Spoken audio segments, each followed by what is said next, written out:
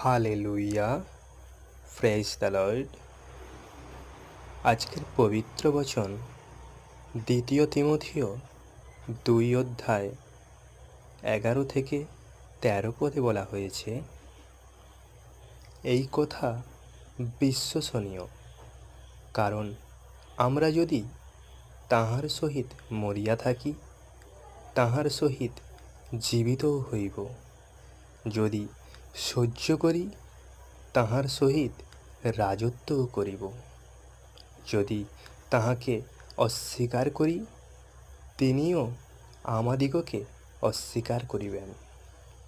আমরা যদি অবিশ্বস্ত হই, তিনি বিশ্বস্ত থাকেন, কারণ তিনি আপনাকে অস্বীকার করিতে পারেন না।